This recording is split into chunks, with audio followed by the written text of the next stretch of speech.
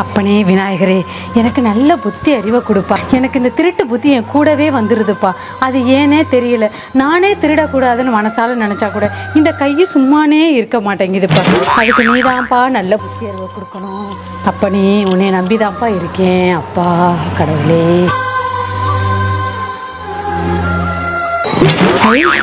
அழகா ரோஸ் பூத்துருக்கு. இங்க பாரு, எல்லோ ரோஸ், ரோஸ் கலரு செம்மையா இருக்கு. இதை பறிச்சு தலையில வச்சு செம்மையா இருக்கும்.